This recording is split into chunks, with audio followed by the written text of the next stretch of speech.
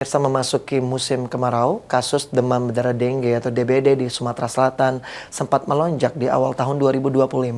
Namun kini menunjukkan tren penurunan, yakni sebanyak 162 kasus di bulan Mei 2025.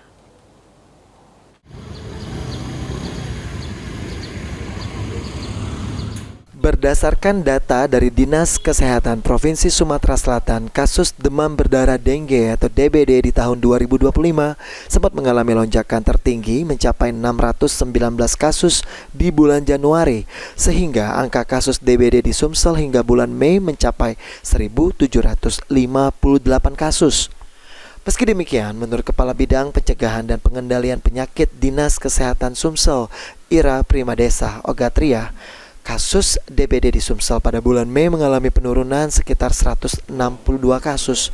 Salah satu faktor yang menyebabkan penurunan kasus DBD, di mana kondisi cuaca yang mulai memasuki musim kemarau. Meski kasus DBD mengalami penurunan, nyamuk penyebab DBD Aedes aegypti lebih aktif menggigit saat musim kemarau. Ditambahkan Ira, kasus kematian akibat nyamuk DBD di Sumsel mencapai 11 kasus dan di Kota Palembang menjadi daerah dengan angka kematian tertinggi.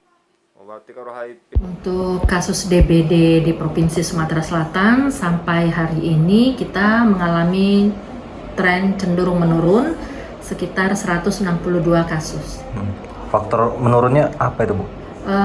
Faktor yang menyebabkan penurunan kasus DBD itu antara lain adalah karena curah hujan kita di bulan Mei dan Juni itu mulai normal dan cenderung relatif turun. Ketika musim penghujan ya, Bu? Untuk kasus kematian, Bu, ada nggak, Bu, di Sumsel? Kalau untuk kasus kematian di tahun 2025 sampai hari ini kita ada 11 kasus. Ira menghimbau masyarakat agar tetap waspada dan menjalankan program pemberantasan sarang nyamuk dengan metode mengubur, menguras, dan menutup tempat penampungan air, serta menghindari gigitan nyamuk dengan pemasangan kelambu. Lutfi Pal TV.